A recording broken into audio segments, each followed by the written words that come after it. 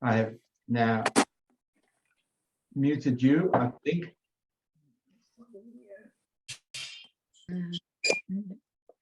Yes, now I've muted you. Okay. Share screen.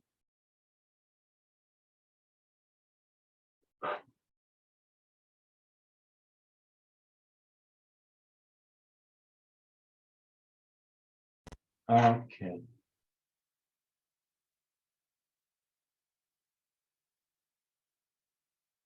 Now. Okay. All right, guys. It's interesting. I can't see anybody, but I thought I'd spend a bit of time looking at the senses which we take for granted usually, and so I will look at the 6 of them. So the idea of the senses is really to make sure that the brain receives information about what's happening inside us and outside our bodies, and this is done in order to protect us, and can respond to changes, can respond to anything that happens around us in some fashion. And before we get going, I hope you've got your speakers on and everything. This is a very short thing. Watch carefully.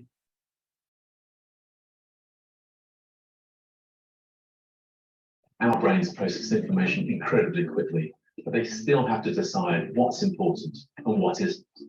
Right now, I'm focusing on this camera, even though I'm bombarded by senses. I have to filter out the sound of voices in the corridor, the feel of these clothes on my skin, even the sight of this microphone just hovering here above my head.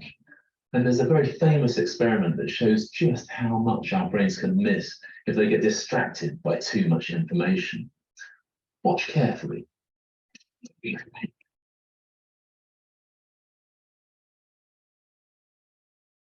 this is an experiment. It's a battle of the sexes, men against women. There'll be a difference, but I'm not going to say which way around it's going to be. And it's just a simple observation test. All you need to do is you'll see there are 3 guys in yellow here, and they have a basketball. And it's your job to count the number of times they throw the basketball to each other. Now, to make things slightly harder, there's also 3 guys in blue tracksuits. There's no picture. Their basketball, and just concentrate on this one. Okay. So we Okay. can run the tape. Okay, so that's number. Now, where are you guys?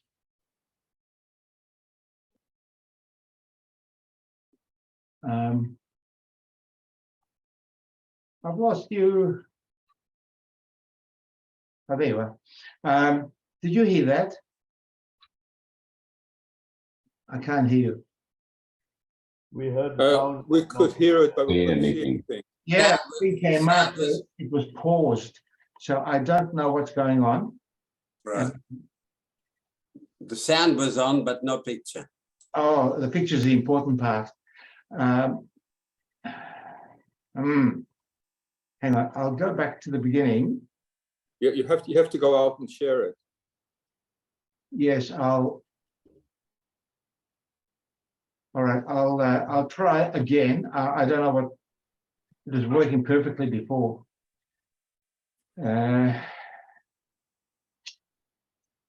Okay.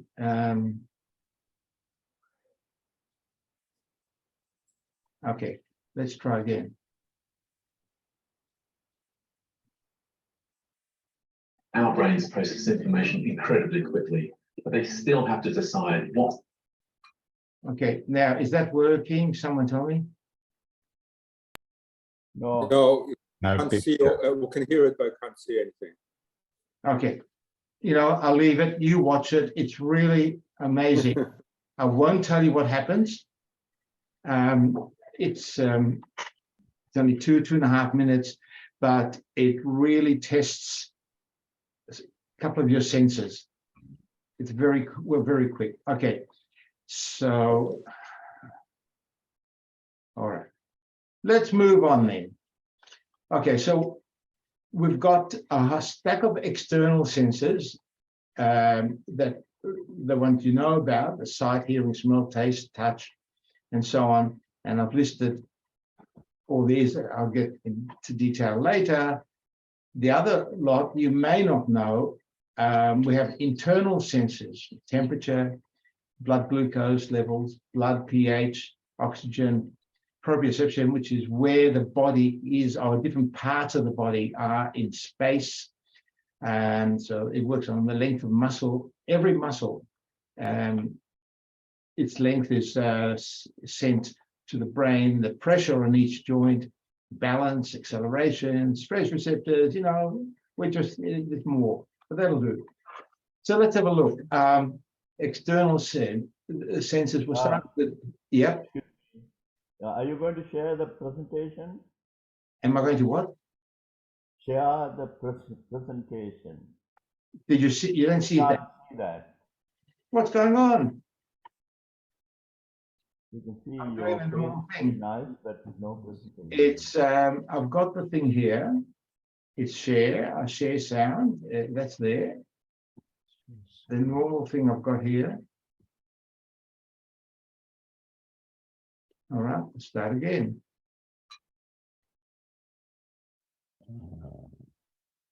That's better.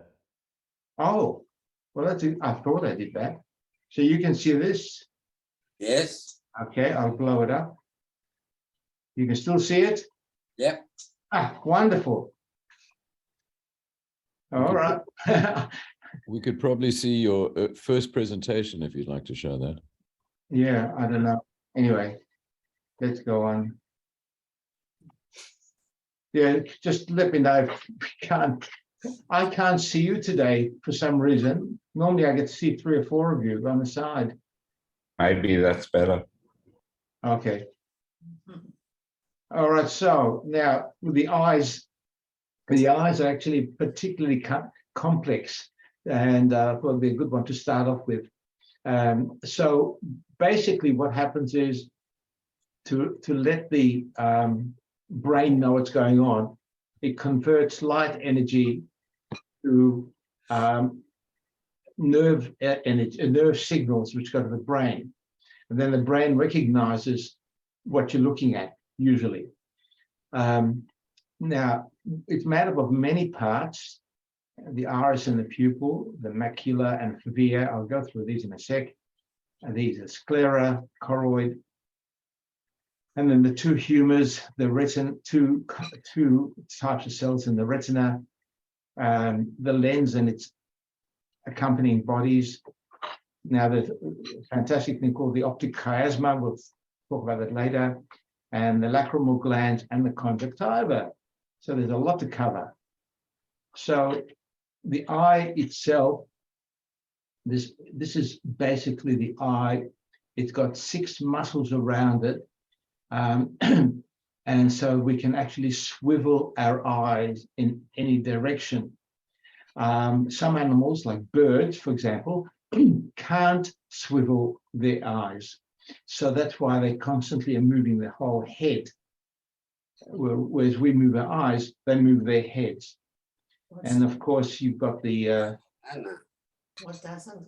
sorry, the pupil and the iris and the white, if you like. So an idea, it converts the light to nerve signals, but there's an optimal amount of light that the eye needs, not too much, not too little. And this is controlled by the brain, which controls the iris. Now that's your iris. And those little marks there, you can see, hopefully, like lines, and the round ones, they're muscles. And these tiny muscles will contract, well, depends which ones. The long ones will contract to make the pupil bigger, and the round ones will contract to make the pupils smaller. And the 2 sorts of muscles are in constant tension to get just the right amount of light that's coming into the eye. So it's controlled by these 2 parts. And of course, the 2 eyes are controlled also to move together. So as well as the, I mentioned the last bit here, are these muscles along here. Someone is talking and it's coming through. Would you mind make sure that you're all muted? So the lens is very, very important, of course, because that's how we can focus on what we're looking at. Now, you've heard, I'm sure you've heard of macular degeneration or something like that. There's a part of the eye called the macular lutea at the back of the eye. And inside that, there's a part called the fovea centralis. And that is where we see. I'll come back to that later. Now, the eye has 3 layers. Now, the outer one, the one you actually can see, is very, very tough. And if you ever, somewhere in your school days, the teacher brought in some eyes, probably sheep or cow eyes, and you tried to cut them to go in to have a look, you would find how difficult they are to actually cut. Very, very tough. And that's called the sclera. That's the white bit, and keeps, it gives the eye its shape and maintains it. And now, because it's white, it's translucent. So not transparent like the lens, it's translucent. It's like, if you like, the old style shower screens where you can see light moving in and out, but you can't see through it. And that's what the sclera is like. So to stop light coming through, there's a layer, it's very dark brown and it's full of blood, and that's called the choroid. I hope you take all these in. And there's another layer where the nerve endings are, it's called the retina. And of the 3, you've probably heard of the retina. Now, there are 2 types of liquid in the eye, the aqueous and the vitreous humor. Now, the word humor in Latin means liquid, a fluid. And they're absolutely crystal clear. The front one, that's between the front of the eye and the lens, is the aqueous humor. Aqueous means watery. And vitreous humor is the bulk of it behind the eye. I'll show you pictures. And the vitreous is basically crystal clear. That basically that's what it means. So here's the eye, the lens, these muscles here going right around, pull the lens or release the lens to make it thinner or fatter, depending on what you're looking at. But in the front here, there's a chamber, and that's filled with the aqueous humor, very clear. The rest of it is filled with vitreous humor. And this is a good point to point out, a good moment to point out to you, the macular lutea there. And inside it, there's another area called the fovea. It's a little depression. Now, if you take a line through the middle of the eye this way, it ends up here. This bit here is where all the nerves come together and go to the optic, they become the optic nerve. And you've heard of the blind spot. Well, this area here is the blind spot, where there are no light sensitive cells. Now this drawing is done as if the eye was cut horizontally, not vertically. How do I know? Is because the optic nerve comes out on next to the nose. And so the only way you can get it, if the line goes through there, and you're coming vertically, you wouldn't get that. So, okay, so that's that. I can't think of anything else at the moment to tell you about that, but let's keep moving. So the lens, there's the lens. I mentioned this, it's focused on the fovea, and it has the capacity to what we call accommodate. Now, accommodation is that under normal conditions, you can focus on something a long way away, distant thing, or very, very close. And when you're a little kid, you can do it very easily because the lens is very pliable. As we get older, it's harder and harder to focus the near objects, and hence we end up with glasses.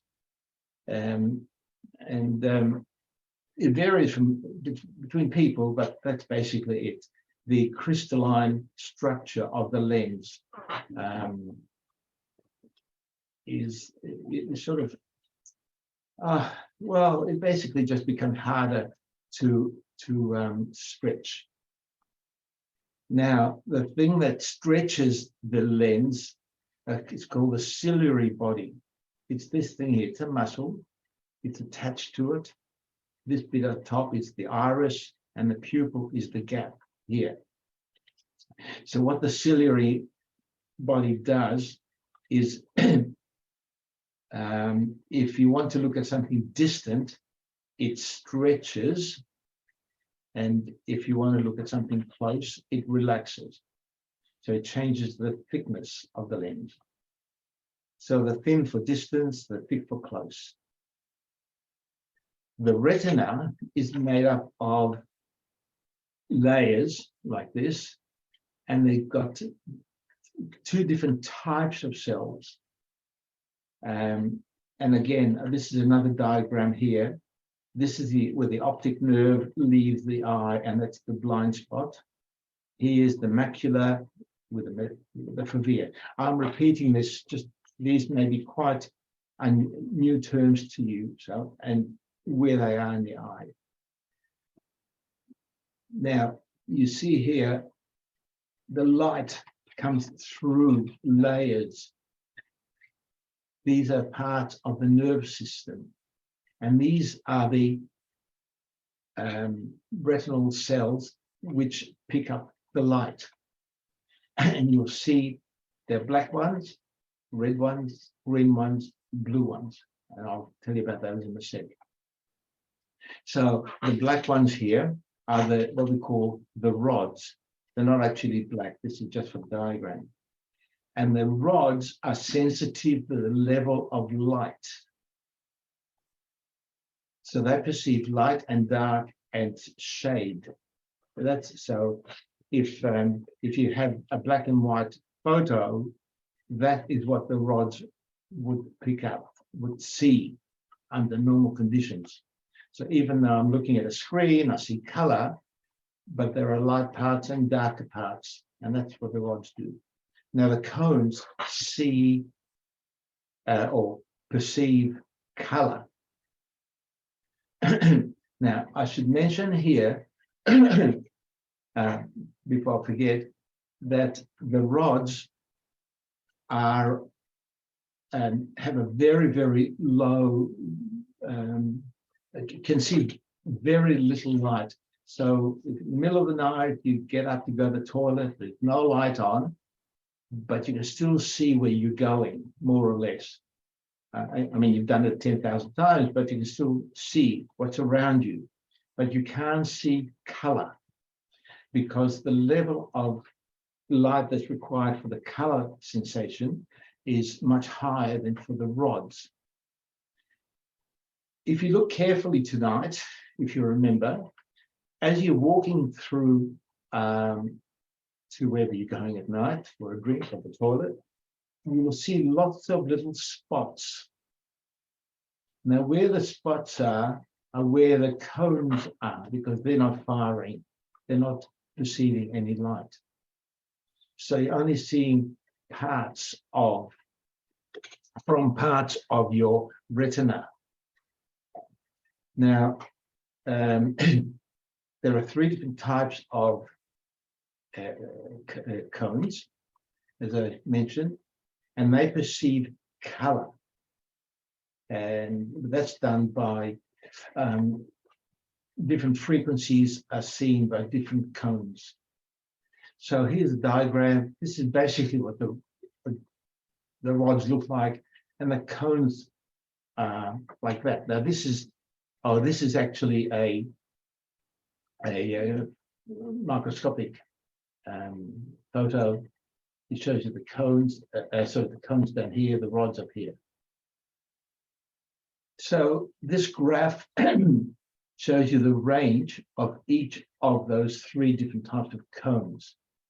So the blue ones, these are the frequency, the length of the light wave, if you like, for the particular color.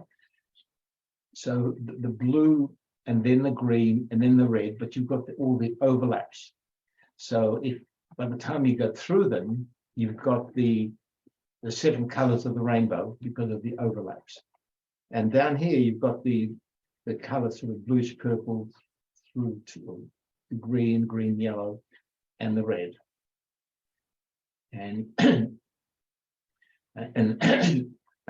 so between them, they because of the overlap, we're able to perceive the color. We also have this amazing idea of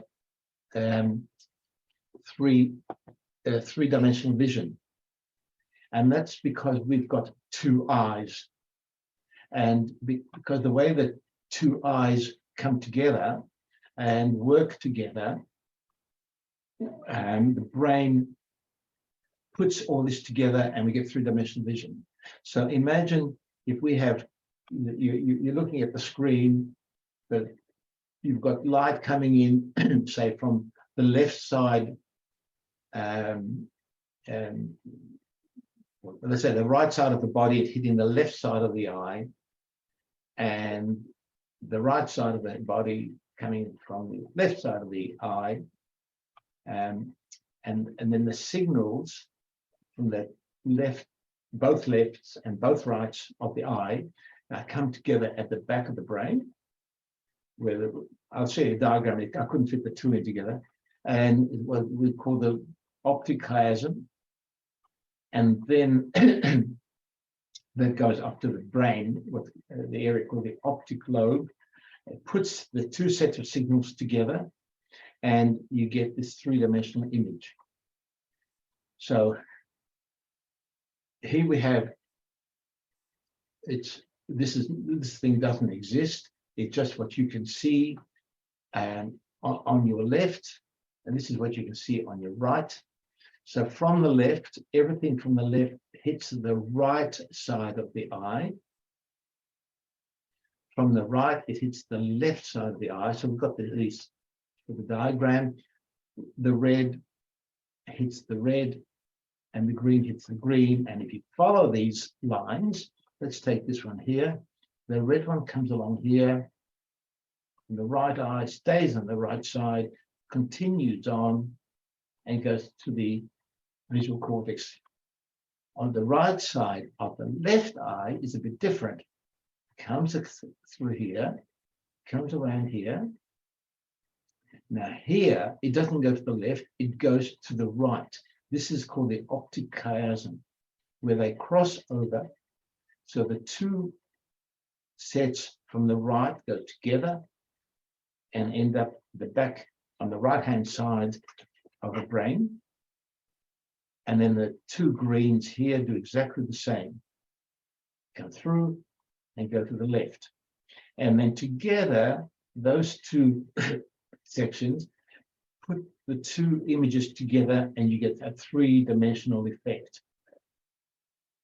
You don't actually see, you don't get a 3-dimensional sensation if you only have one eye, or even if you close one eye. You basically, you would have trouble, say, saying threading a needle with a bit of thread with one eye is almost impossible to do, because you don't have the sensation of depth, which is what the three-dimensional is. There's another thing that most people don't know about, is called nystagmus. And this is where the eye moves constantly as we move our head, but it doesn't move with the head. The problem is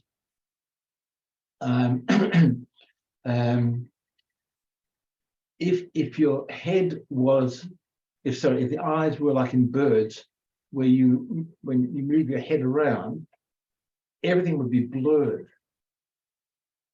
So I'll get to that in half a second. Just before I leave this sentence here, the word means the rapid movement of the eye, just side to side or up and down, depending on which direction you're moving.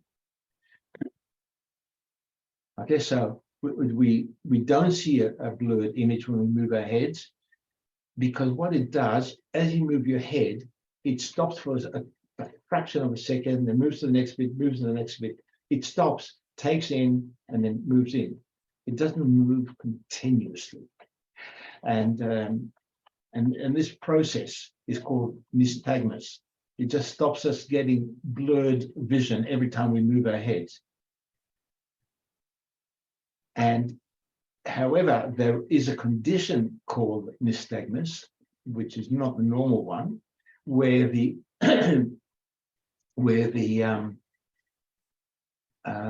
eyes continuously move backwards and forwards, backwards and forwards, backwards and forwards, and the person has no control over them.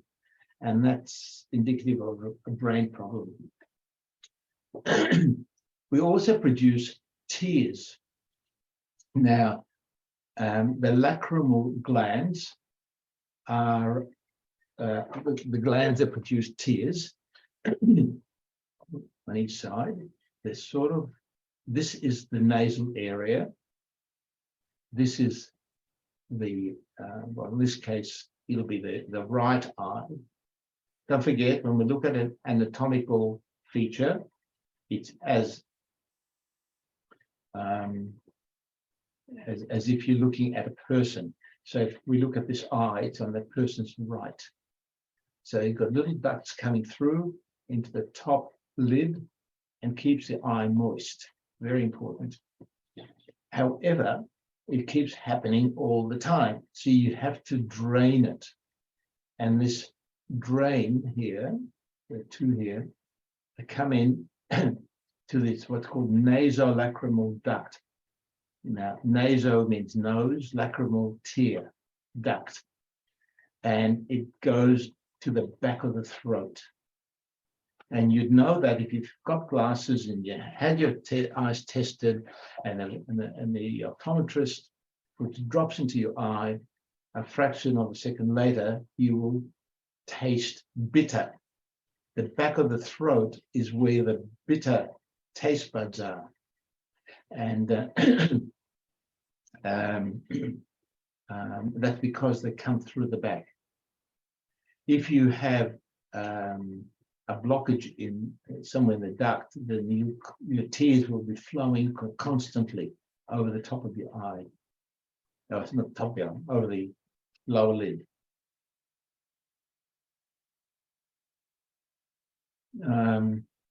Yeah, it keeps the eye moist, keeps everything working, and and keeps the conjunctiva moist. Now, there's a layer on top of the eye which protects the rest of the eye. It's just a very fine layer of cells, crystal clear, but they've got their own blood supply. So sometimes you get conjunctivitis, where there's a big inflammation or infection of the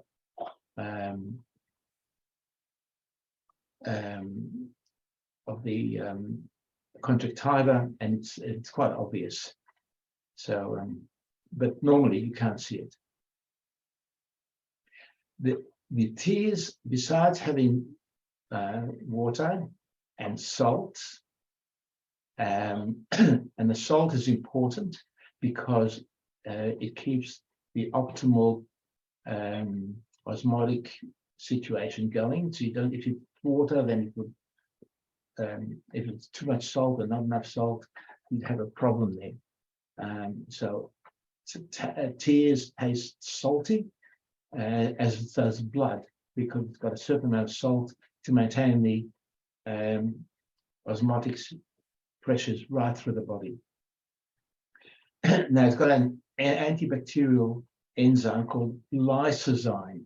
So any bacteria that land on the eye usually get deactivated, just destroyed by lysozyme. Now we produce lysozyme all over the body. Our sweat contains lysozyme, our saliva contains lysozyme. And I think the vagina also produces lysozyme. So an excess of tears just is that it's usually just evaporates quickly, but the salt and so on just move on with this constant production of tears. Now, when you're sleeping, you know you're not producing the amount of tears produces reduced, but you still produce some, and sometimes you wake up in the morning and there'd be a little bit of what we call sleep in the corner of the eye. And that's just dried up proteins and salt. Now, color blindness is interesting. There are three main types of color blindness. And I don't expect you to remember these names. Protanomaly is the red cone, for some reason, is less sensitive than it normally is. This deuteranomaly is where the green cone is reduced in sensitivity. And that's the most common one that's in this lot. And tritanomaly is where the blue cone is reduced. And this is very, very rare. And that's why red and green are basically the colorblind colors. So there are 9 different types of color blindness. There are 3 main ones, and they're divided into 9. So we've got basically the genetic, and apparently I found this, I don't know how it happens, but if you get a knock on the head, you can become colorblind. And genetically it's on the X chromosome, and there is a small number on chromosome 7, and it's not explained, but it's there. But the vast majority are the red-green, and this is an example of a red-green colorblind. There's a chart. We used to have them at schools. I don't know if I still got them. It's called the Ishihara color test. And this Japanese scientist, years and years ago, produced these beautiful color panels, and using different colors. If you are red-green colorblind, you would not see the number. So I'm assuming you can all see the number. I don't know if any of you are colorblind. And if you see a 7 and a 4, then you are not red-green colorblind, which is the normal colorblindness. So you're normal if you can see that. And this is this whole book of about, I can't remember, 30, 40, 50 panels of different, slightly different types of color changes. And I remember showing them the kids at school. They absolutely loved going through that. There's a condition of the eye called the glaucoma. Now, glaucoma is a problem where the optic nerve is slowly destroyed. And this happens when there's an increase of pressure inside the eye. Now, the vitreous humor is the two humors I didn't mention before. The vitreous and aqueous humors are constantly replaced, and there's a constant drainage of them. They're always moving, and not moving like a tap, but they're dripping out constantly, and there are little ducts which take them away, and there are cells which produce new ones. Now, if the duct gets blocked, I'll show you a diagram in a sec, that causes a build-up pressure, and that affects the macula at the back, and you've got all sorts of issues with vision. There are other things that can do it, like a poor blood supply to the optic nerve fibers. There's a weakness in the structure of that nerve, and there's also a problem in the health of the nerve fibers themselves. So that's more rare. It's usually this liquid pressure in the eye. Where am I? Okay, so here is the normal anatomy of, there's the lens, this is the front of the eye here, the aqueous humor, and there's a duct here, a little space where from the aqueous humor, sorry, the vitreous humor comes through here and then goes away probably into the blood in this section here. If there's a blockage in this little duct here, little gap, then the fluid that comes from the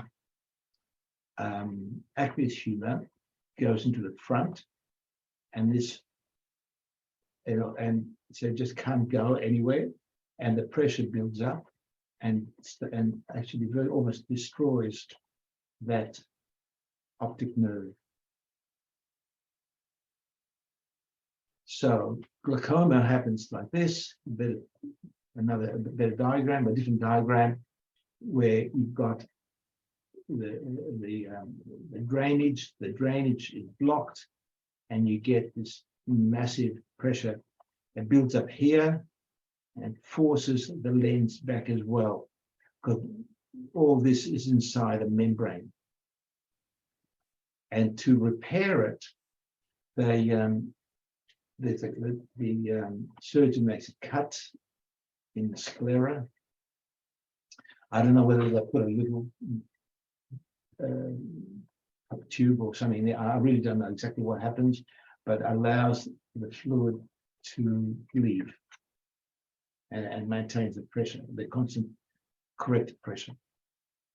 There's another condition you've heard of, I mentioned earlier, macular degeneration, and it's progressive, it's painless, and you lose central vision because the macula, remember, it's in the center, and in the center that is the fovea, and as it degenerates, you just can't see the central bit. That's where we focus.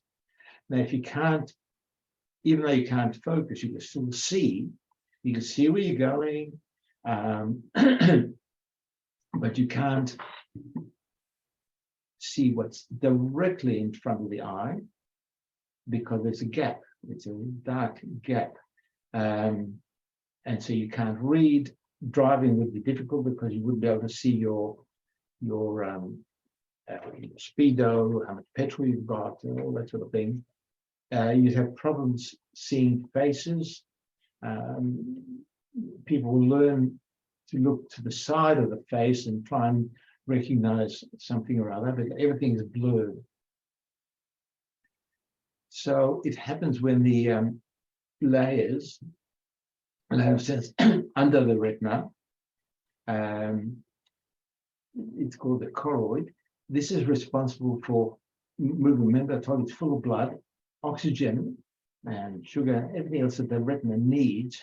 It comes through that choroid. They start disintegrating, this or sort of not disintegrating. They just don't pass the material through properly, and as well as supplying oxygen and fluid, all because everything's alive in there. The material, the waste products, what they call the garbage collection, it breaks down and it doesn't get taken away, and it builds up under this layer, and then that causes the problem. The cataracts, and this is where the proteins in the eye start changing direction. The shape changes a little bit. So you get this clouding effect. And so when you get a normal eye, the light comes in, the lens focuses it there.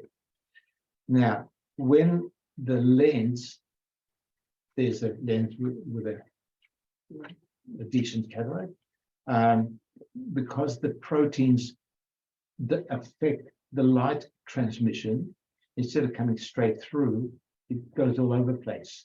So people just can't see properly. So this is what I was saying, just the proteins change, the arrangement of the protein changes, don't know why. And they seem to clump together, again, don't know why, and it just bigger and bigger and hard to see. So what happens with cataracts, there's a high frequency ultrasound thing that they put in, which breaks it up into pieces, and they gently suck it out, and then they put in an artificial one. So here you have this, the lens, this ultrasound, they call it phacoemulsification. I don't know what the phaco bit means, but it destroys the lens, it gets sucked out, then they put in a new lens, and that's it. And the lens, you can have, some people, want distant lens, thinner ones, or because you can't change the shape of them like with normal lenses. So some people want them for short distance and for long distance. But most people these days, I think, go for one of each, and then the brain, you only see out of one for distance, you see out of the other one for short, but the brain fixes it up so you think you're seeing everything properly. Now,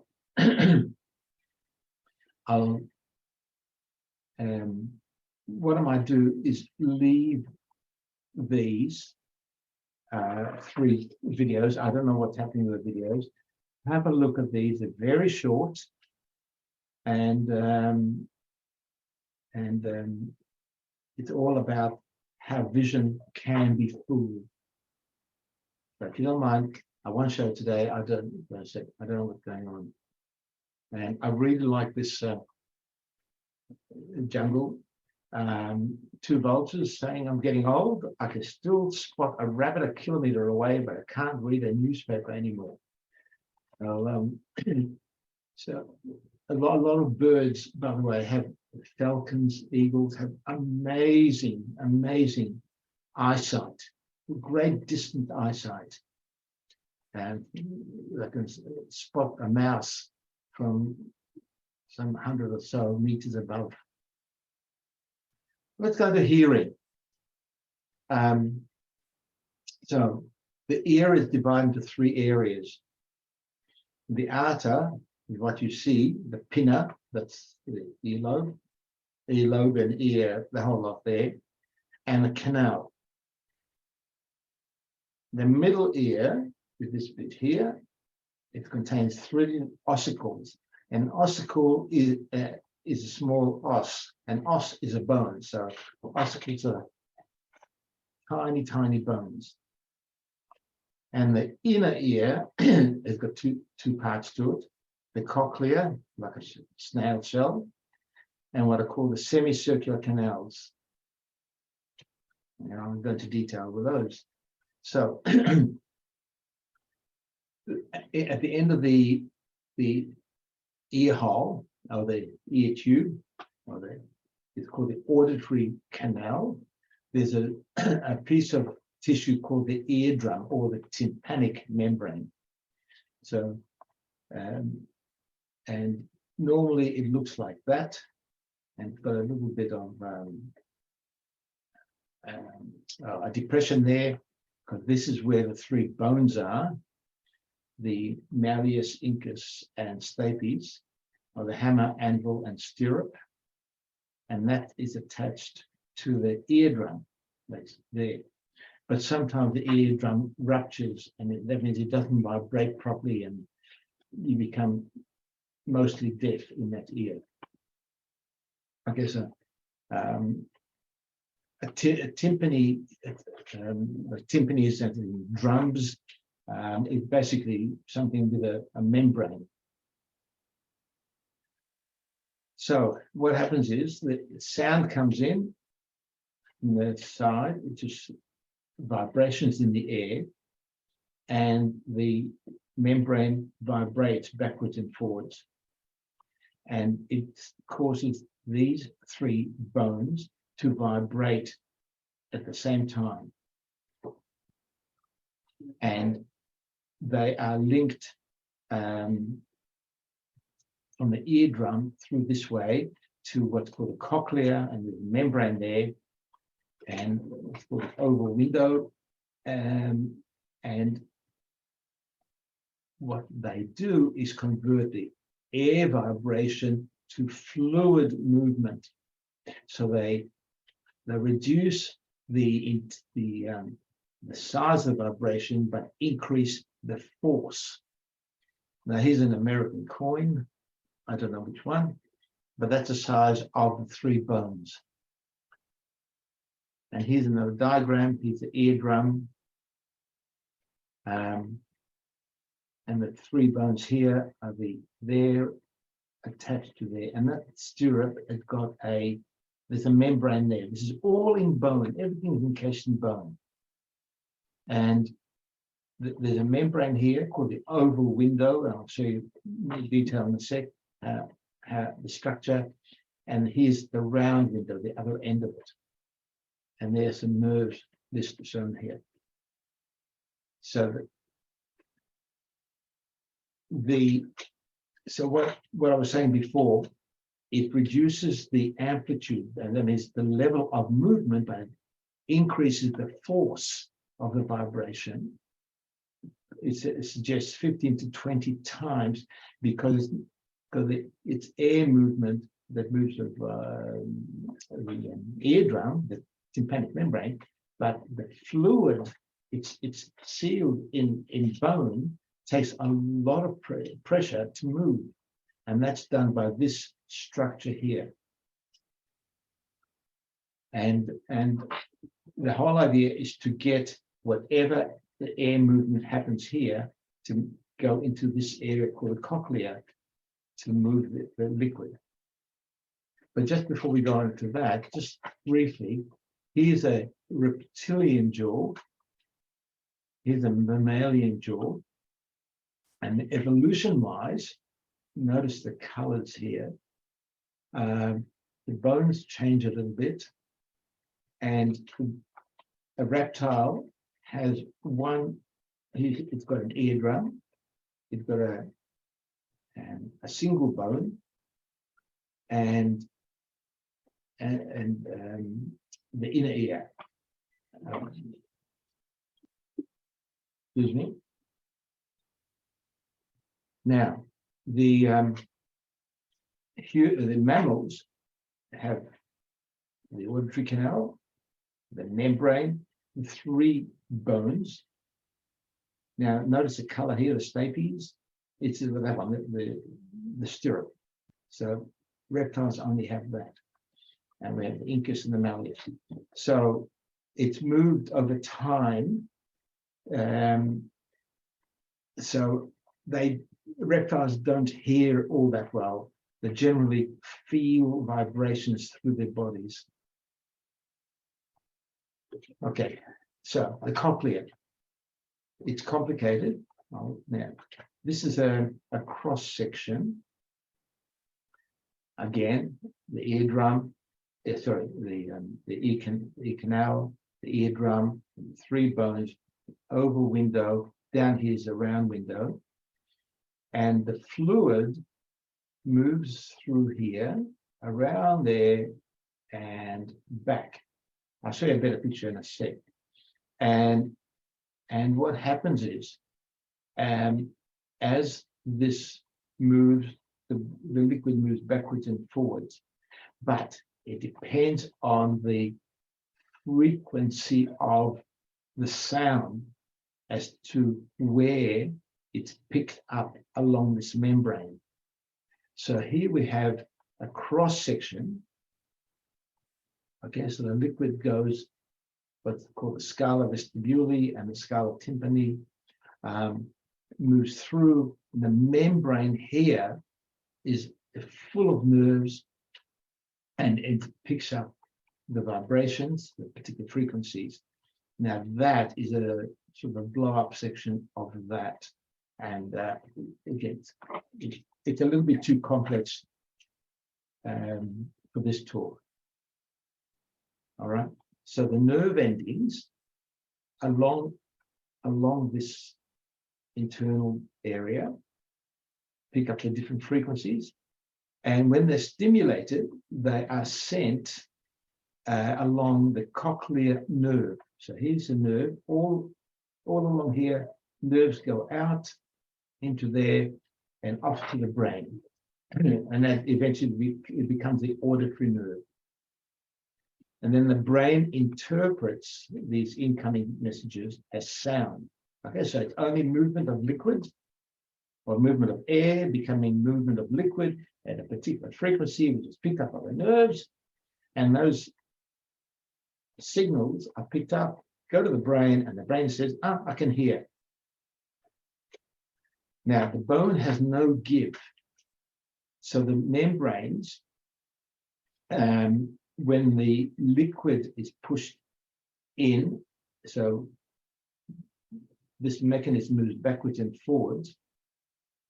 If you push the liquid in and there isn't anything down here, the liquid won't move because the bone doesn't do anything. So there's another membrane there called a round window, which takes up the slack, if you like, as the pressure goes in, this comes out. But it's moving all the time, backwards and forwards, vibrating. And this is basically what it looks like. Here's the oval window and the round window. So the signal comes in here, the fluid moves around, comes back here, just to even it up. But the frequency is picked up along the way.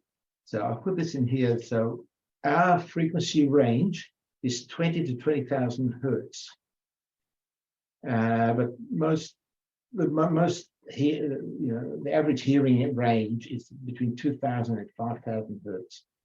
And dogs can hear much more than that. So they have a slightly more sensitive, well, not slightly, quite a bit more sensitive system. But if you follow the inside bit here, it comes around and you can see 7,000 hertz is picked up here, the low, the lower frequencies. Let me think. The higher frequencies, the low frequencies go further down, 600, 400, and so on. This stops at 200.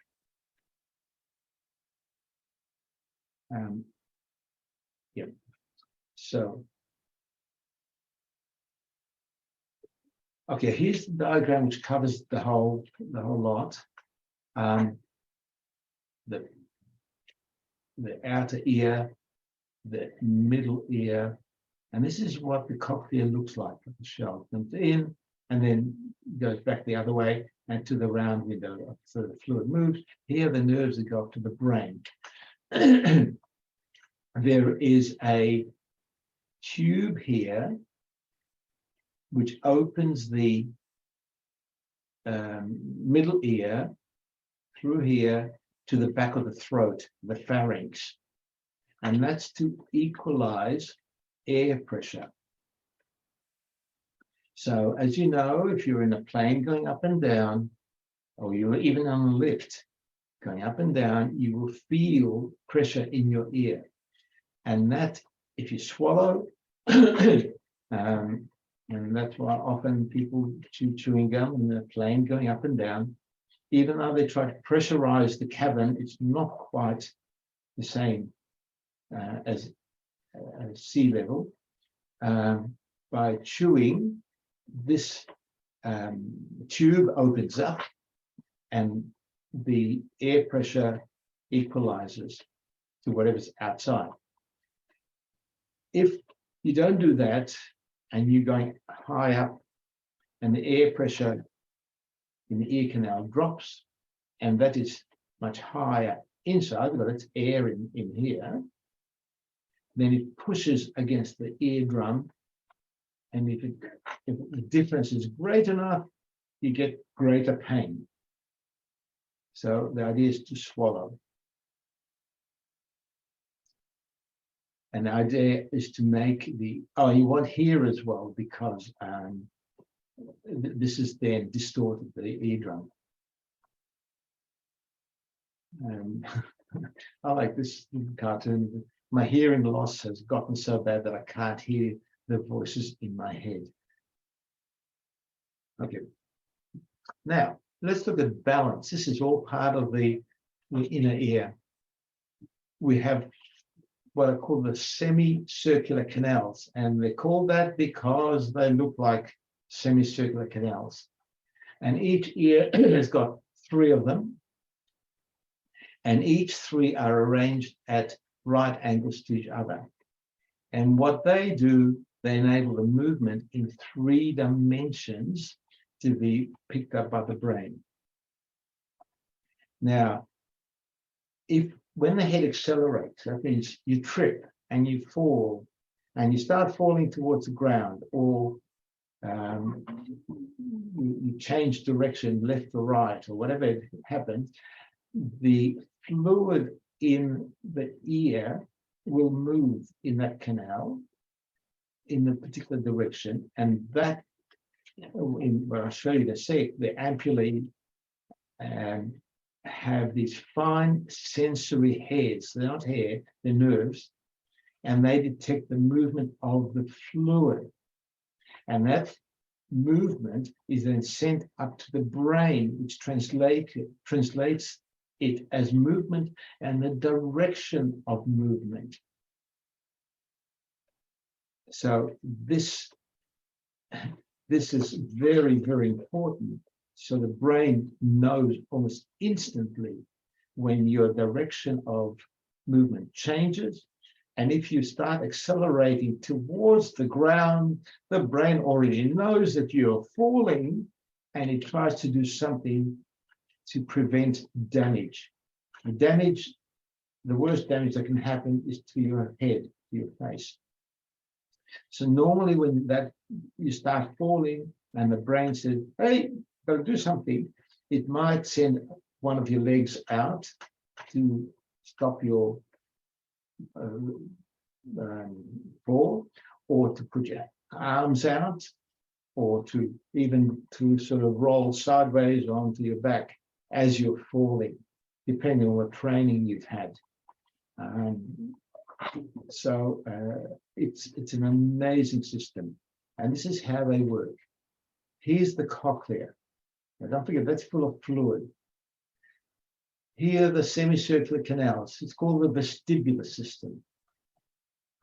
And it's got 3 semicircular canals. And they're each at right angles to each other. So imagine if you look up at a corner of the room that you're in now, you've got 2 walls at the ceiling. So the two walls in the ceiling are at right angles to each other. So depending on the direction that you're moving, the fluid in there moves. Now, how does it move? Well, there's a liquid, it's the same liquid, more or less the same as in the cochlea. And it's a bit like if you think of imagine a cup of tea, and you've got a cup of, not made with tea bags, but made with real tea leaves. And you've got a small number of tea leaves floating on the top. And if you take that cup, which isn't just sitting there minding its own business, not moving, you turn the cup one way or the other, and the water, or sorry, the tea might move a little bit, but the tea leaves will not. So what happens here is the same thing. So if you're changing direction, the fluid will try to stay in one spot, because when you turn the cup, most of the tea does not move. The cup moves, but the tea, a little bit on the edges moves, but most of it doesn't. And you can see that by tea leaves. So here, if you're falling or changing direction, the body, the bone, will move. The fluid inside tries not to. Each of these little areas in the ampullae look a bit like that. And another one a bit different. So what happens here is, you know, all these nerves growing out of the base of it, and there's a thing called a capilla, and each of these is a sort of a gel, which when the liquid, when the bone moves, this is the bone here along the edge, that would move that, oopsie, but the liquid in there doesn't move. So all this gel would move one way or the other, and then fire these nerves in a particular direction, left or right, depending on which way it goes, and there the nerves go up to the brain. This one here is in the main area, and this is the same idea. There are different sorts of nerves, and I won't go into details, and there were little bits of calcium carbonate crystals on top of this gel here, and this also adds almost like a three-dimensional aspect to the falling, to the movement. And so the nerves fire away because they're attached down the bottom to the bone. And then, so, but depending on which ones of these are firing, the brain knows that I'm falling forward, I'm falling backwards, I'm falling sideways, I'm moving up, I'm moving down, whatever it is. It could be a combination of these three sets of the capillary, crista, doing what they're doing, and then the brain says, "I've got to stop, or stop the body from getting hurt." Complex, and it does it beautifully. Okay, so this is another lovely diagram. The different sorts of cells, and here's the gel, calcium carbonate crystals, and they're in the bone here. This is the bone, and so if the bone moves, this doesn't, and the liquid, because it's in the liquid, and then these nerves pick up what's going on. Okay, there's a thing called for healing, a cochlear implant, or the bionic ear. And you've probably seen people wearing them. They have this section here, which is attached to the skull. It's a transmitter, which goes to a hearing aid type thing. On the inside of that, there's another receiver, and that receiver has a long cord which goes through, gets pushed through the cochlea, and they've worked out, I don't know how it works, but they've worked out that at each level, different frequencies stimulate certain areas, and that signal then goes via the nerve here to the brain. Now, from what I understand, it's very difficult to hear complete speech, but with some training and experience, they can pretty much work out what people are saying. And maybe the newer versions that are coming on the market regularly improve things. Okay, let's go to smell. We have two reasons for having a nose. One is to warm the air on the way to the lungs. And the other one is to collect scent. We call it olfactory information or olfaction. And it's about what's happening in the surroundings, and the brain needs this information. So what have we got? Just to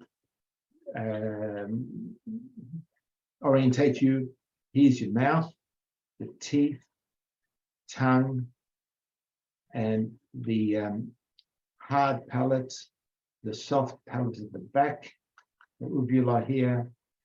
Now this is a nasal cavity. Notice it's all one opening here. This is what's called the vestibule, just the opening area. There's the brain up here, and the nerves, the olfactory nerves. Olfactory means the smelling nerves come through here. And there's enough blood supply here to warm up the air that's coming through, and then it goes down to the lungs. Oh, I should say, before I forget, with camels, when we breathe, with us as with all animals, because there's a lot of moisture in the lungs, when you breathe in and the air is fairly dry, the air in the lungs becomes quite moist, and you breathe out moist air. And in very cold mornings, if you're up that early, you get this sort of cloud of moisture coming out of your mouth or your nose. Camels have developed a mechanism of retaining that moisture from the lungs before it leaves their bodies. So they've got like a maze here, and it goes through highly vascularized, an area which has got lots of blood vessels, which reabsorb the moisture in their nose.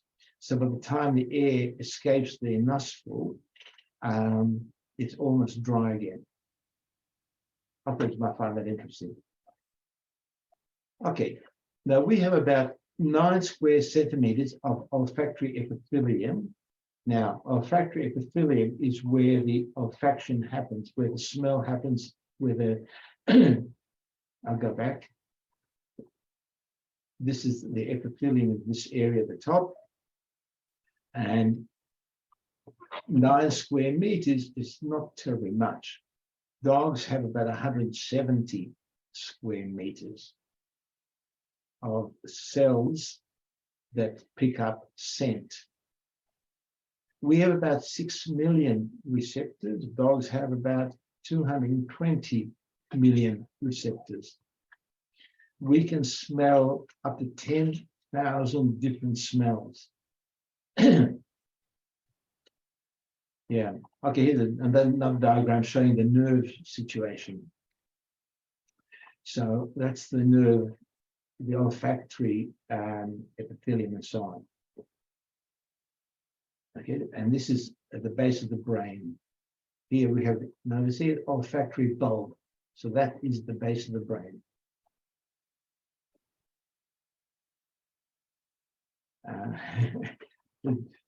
The dog, I'm getting cinnamon, brandy, nutmeg, and a hint of Alsatian. This is for your dog lovers. So smells can also stimulate very strong emotional memories. And sometimes, and I should tell you that I don't know if you've realized it's, or you may have noticed that sometimes when you're breathing in, you might breathe in more on the left side, left nostril, or more on the right side. Well, what happens is the nostrils swell constantly and they alternate constantly. I don't know what length of time. And the reason they swell to slow down the air movement in that particular nostril. Why? Well, because most scents are water soluble, but there are some fat soluble ones. Now, the fat soluble ones take longer to dissolve in the mucus surrounding the nerves. So they have to be slowed down. The air carrying these fat soluble molecules slow down so that the receptors can recognize them. So the nostrils alternate in slowing down the airflow. So when the molecules dissolve in the mucus and they sensed by the nerve endings, and that gets sent off to the base of the brain, I showed you, and where it's actually recognized as a particular smell that you have in your brain registered already. And sometimes the new smell, and you have no idea, but next time you smell it, you'll recognize it. So here's the brain, the base of it, and this is where the olfactory bulb is, and this part of the brain keeps the memory of smells. And this is basically the mucus layer and the nerve endings. And then there are the nerves that go up to this area here. Follow the blue bit here. And there's some information there. So it's interesting though that the sensory cells here only have about a 30-day lifespan.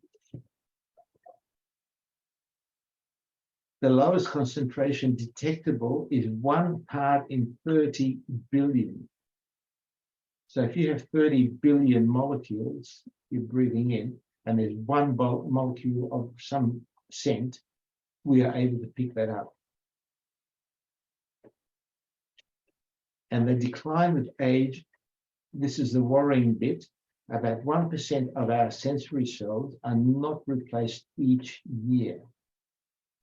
So as we get older, our sense of smell declines. And I noticed that just before COVID, I had a grandson with us in the supermarket, and we're trying to smell the pineapple and the cantaloupe.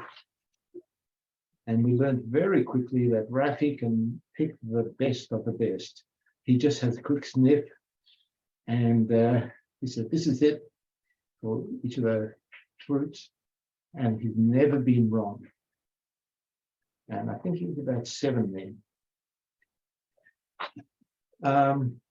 Some fun facts. Okay, the sense of smell plays a vital role in our well-being, quality of life. No two people smell the same odor in exactly the same odor in the same way. So a rose may smell sweeter to some than others. Very difficult to explain what you're smelling. Our sense of taste is greatly influenced by our sense of smell. So if you have a blocked nose with cold or something, your taste, sensation of taste, will be quite different to when the nose is clear. Now, a large part of the brain of most animals is devoted to the sense of smell, much more than humans, because we don't rely on our sense of smell for survival. And it's less acute in the morning, and we perceive odors better as the day wears on. And a woman's smells, sense of smell is much keener than a man's. That's interesting. No idea why. And there are now the different tastes. At the moment, we know that there are 5 tastes: bitter, salt, sour, sweet, and umami. And umami is that savory taste. In the Eastern, the Asian countries, there is a 6th one, and it's called piquance, the sense of the spicy smell. Taste. And so we have sweet and salt, and they're at the front of the tongue, and they are said to be appetitive. So it's the body likes it, it rewards the body for taking them in.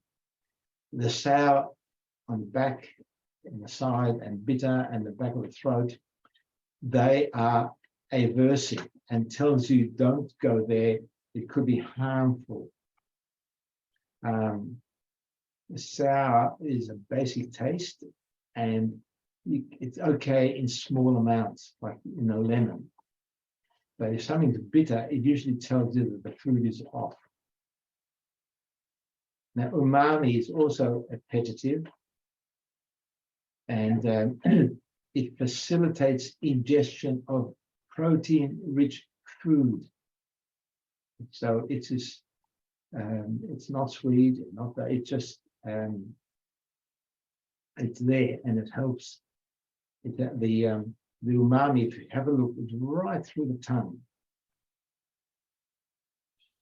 So it's this savory idea. So cheese has got it, soy sauce, so it was fermented, aged foods, among those, and tomatoes, grains, and beans all have this umami. Monosodium glutamate has this strong umami taste, and I don't know if they still do it, but Chinese restaurants added MSG to their food. Now, are there others? In 2016, scientists found that there's a 6th taste with carbohydrate-rich food. I found this, I don't know who the person was, but he was quoted as, every culture has a major source of complex carbohydrates. The idea that we can't taste what we're eating does not make sense. So this is what, 6 years ago, they're still looking for it. So, and they think that maybe this taste of carbohydrates is why we like carb-rich foods like bread and rice, and they've always been in human history, human culture. So there's a solid hypothesis that we've got to build on, and they're looking for it. There's another one that people think there's a taste of fat, and I think that it works because the fat amplifies other flavors.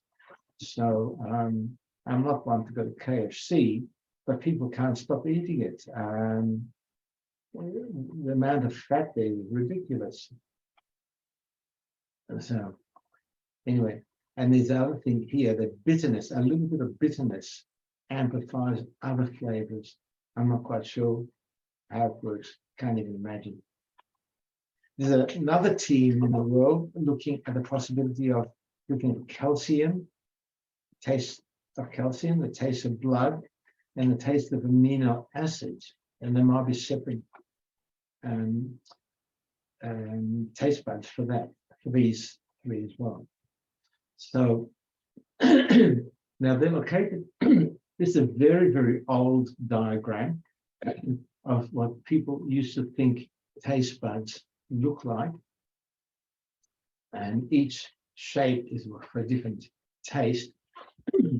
So we have in the tongue, there's nerve going to the brain, there's a little core, and these the endings, nerve endings here, which respond to a particular taste, whatever it might be.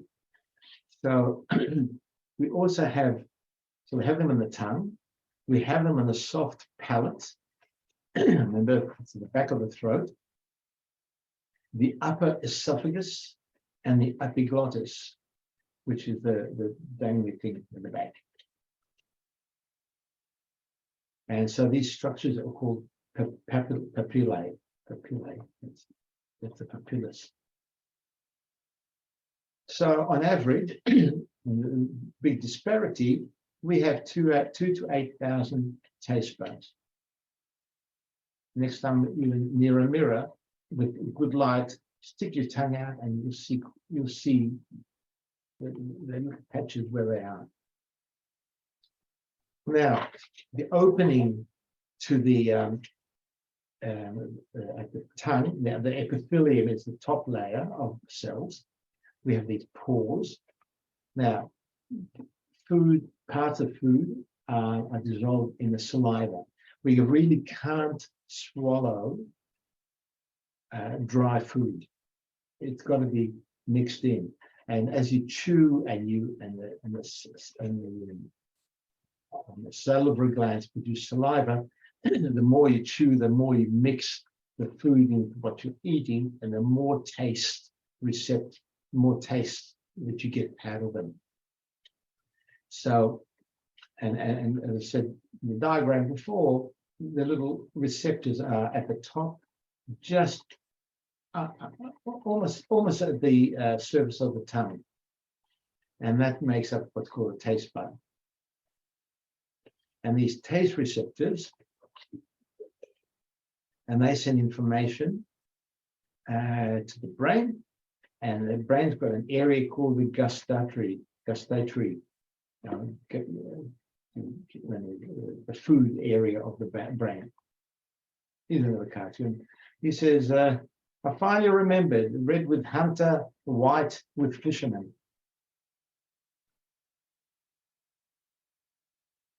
Let's look at the skin, touch. Now, our skin is our largest organ. Hard to believe, much bigger than any other part. The liver is huge, the skin's much bigger. It's got around surface area of around 2 square meters. Depends on your size, of course, but it's big. And in thickness, it varies from 0.5 millimeter at the eyelids to 4 millimeters on the palms of the hands and the soles of the feet, where you use a lot, and so the skin gets thicker. Now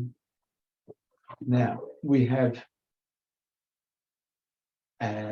what's called a somatosensory system. Soma means body, and sensory, you know. So we have sensory receptors, and we have these mechanoreceptors. That's for tactile, for touching. We have sensory information, and for touch, pain, pressure, temperature, okay? And all of these send information to the brain. Oh, I need to fix this up. We've got this, sorry, I was wondering why I got to the nociceptors, that's pain sensation. So here's a diagram of in the skin, you notice there are different heights and they're different shapes. So here's a large and around the enlargement of these. So touch is near the top. These are called the Meissner corpuscles. So even the slightest of touch on the fingertips or the bottom parts of the body, these are the ones that fire away and send message to the brain.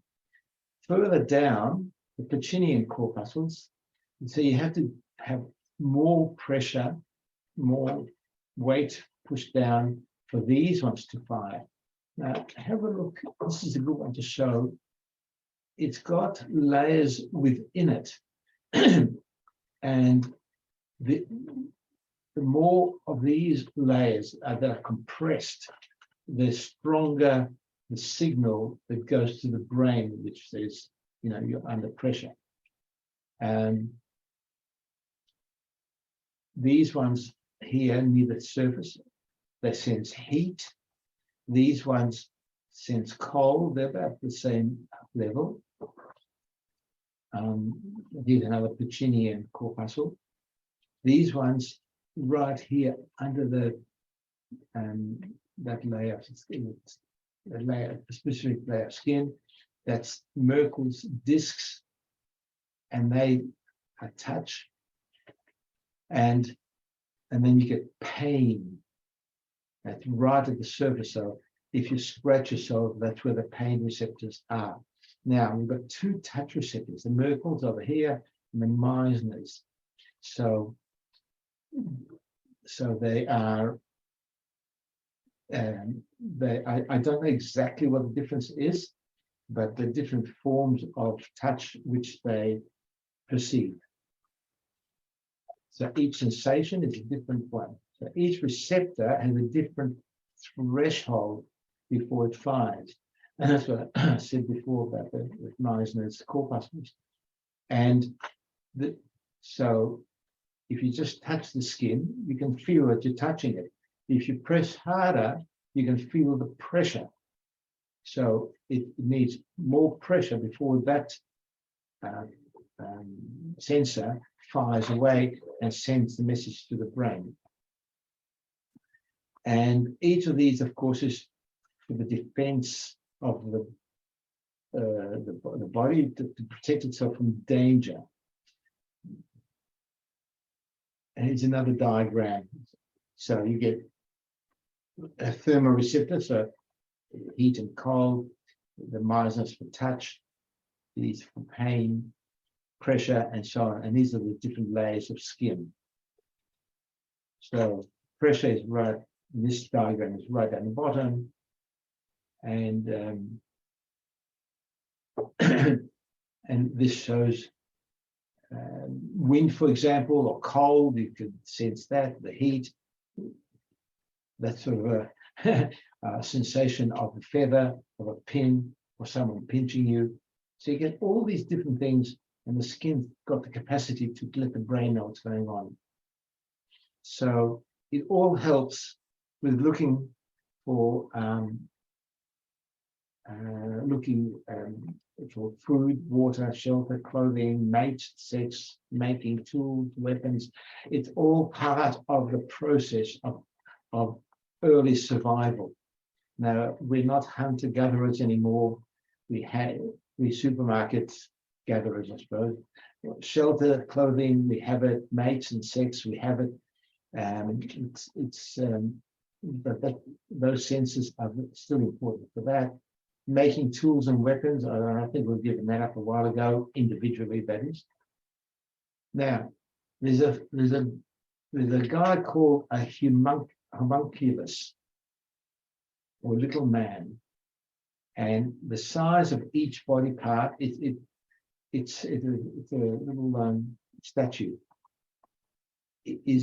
Now the important thing here is of homunculus is that the proportion, the size of each part of the body is proportional to the number of touch receptors. Okay, that is how sensitive it is to touch.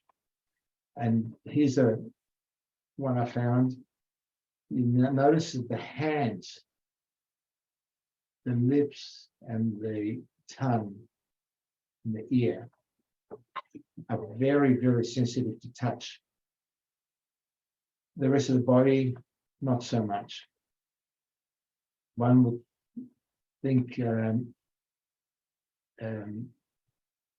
can't see what's behind, I'm not sure, but you can see very clearly the differences. And I can't remember when he was built, when this process came through, but the artist must have spent quite a bit of time figuring out different ways of doing it. Now we have internal sensors: temperature, blood glucose levels, we sense, and they're important. pH of the blood, that means the concentration of carbon dioxide in the blood.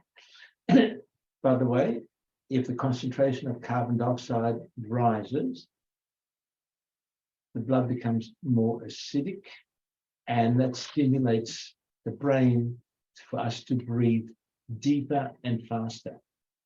Oxygen concentration is useful. Proprioception, that is the position of the body in space. So wherever you put your arms, legs, body, and head, every muscle has a stretch receptor so that the brain knows the length of every muscle. Is it just a resting length, or is it shorter because it's being pulled? And every joint has got pressure receptors. And we also have balance and acceleration. Well, we saw that with the inner ear. So we also have this ability to keep everything constant right through the body. And so it could be temperature, it could be water, oxygen, carbon dioxide, whatever it might be, sugar. We have homeostatic mechanisms. The homeo, if you like, is a level, even status. So everything's maintained. And most things, not everything, but virtually everything in the body is controlled by negative feedback. So what these mechanisms do is they adjust the change in the body in the opposite direction to what it is. So for example, if you're overheating, you're in the sun or something, you're getting really hot, you've still got your puffer jacket on, you've got a jumper under that, you might have your tights on, or whatever it might be, and you're feeling hot. So you have to do something. So initially, the body, the skin starts to open up its blood vessels, some more blood goes to the skin to lose heat, but you're covered.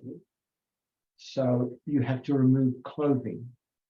You look for shade, you reduce your movement. And then, of course, you're sweating, and sweat relies on the evaporation of the water in the sweat to lose heat.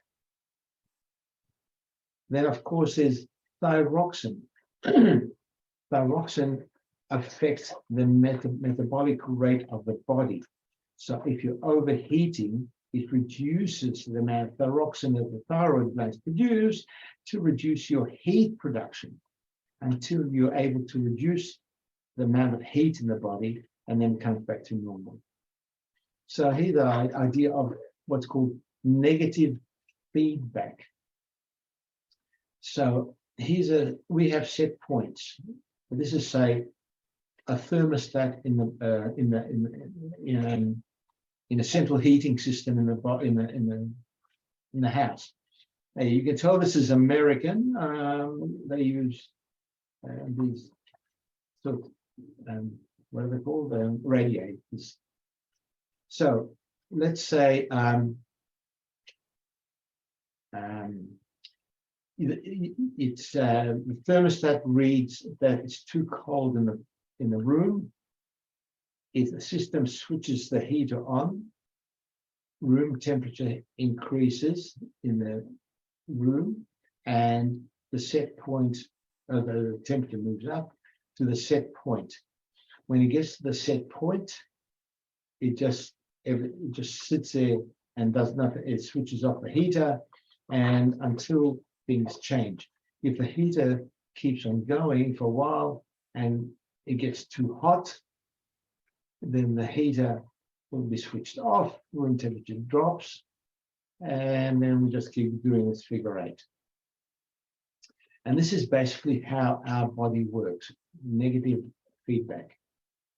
So if you get too hot, too cold, you turn it on. If you're too hot, you turn it on.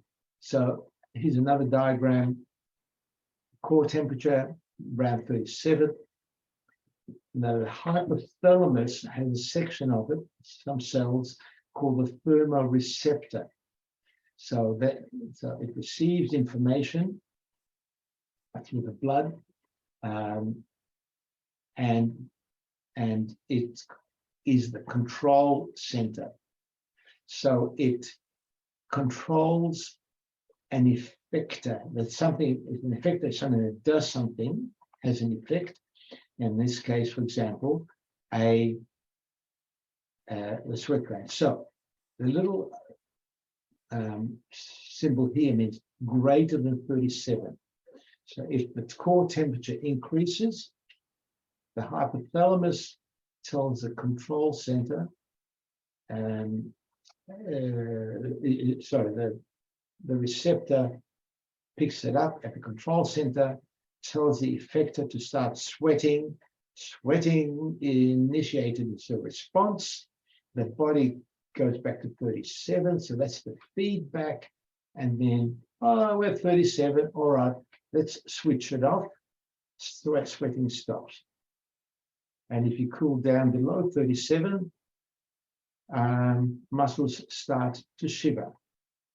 And if that doesn't help, then blood supply to the skin is turned down a bit. So here's solar radiation, for example. This feedback, the whole body works on these systems. If you have heat stress, you have to lose heat through respiration. So you breathe out heat all the time. And you sweat, you evaporate, as I said. Heat was also radiated from the body. As the breeze goes by, the sweat on the body carries heat away. And we can get hot running over hot ground. Metabolic heat, as you run, you produce heat. If you have high humidity, you have trouble losing heat through sweat because it doesn't evaporate. And then hot air also doesn't help. But if it's hot, dry air, you can lose heat through sweat. If it's hot, humid air, you have a problem. And I, for one, do not like humid days. Yeah, I feel very uncomfortable. Another important negative feedback system. But if you have high blood sugar, the pancreas let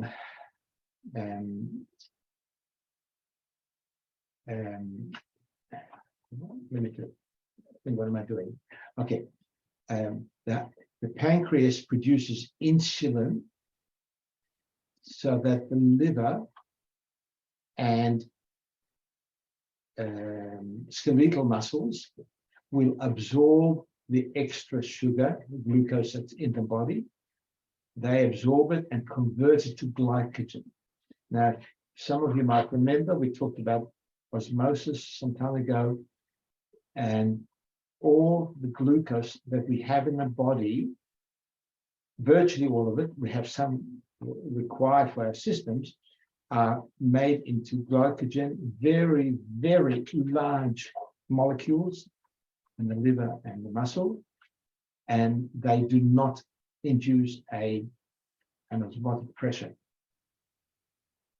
And that's really important, because if we didn't have glycogen in the liver or anywhere else in the body, and we absorb through insulin by using insulin the glucose, then glucose produces a very, very strong osmotic pressure, and all the cells in the liver will burst, and after your first meal, you're dead. If you didn't have the capacity to produce glycogen.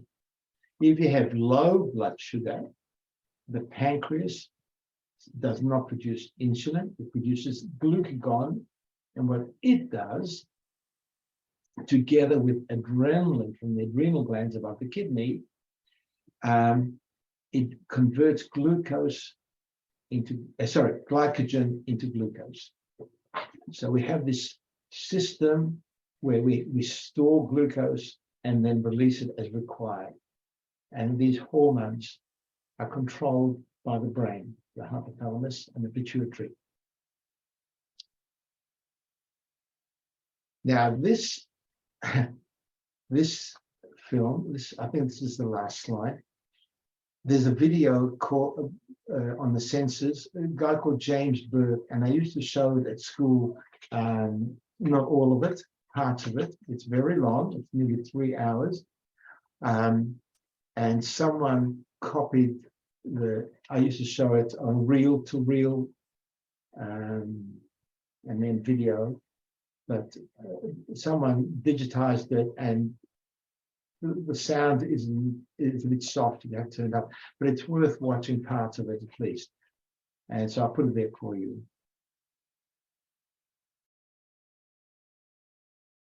And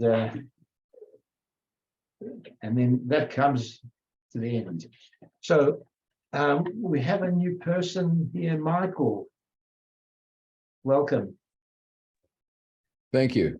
Yeah, and I didn't see when you joined us, so I'm temporarily here in Melbourne, and I'm going to be leaving after October 12th. But they told me there's only one thing to watch in Melbourne, and it was this series. So here I am. Oh, yeah, sure. Thank you. Hey, you can get me anywhere in the world. If you digital. Anyway, does anyone have any questions? There was a huge amount covered there. You know, one Yeah. thing that I found interesting was that apparently in World War II, they used to use colorblind servicemen, and they would either show them photographs or fly over a jungle, for example, and they could Yeah. pick up the camouflage because it wasn't a natural color. That's interesting. Thank you. Oh. Well, I don't think they had color photos in World War II, did they? I don't- But the flying over jungles, yes. Yeah. Wow. All right. So if no other comments, Thank you, Ruben. it's a pleasure. I like doing it. I enjoy doing the research, and then I get a buzz of talking to you guys.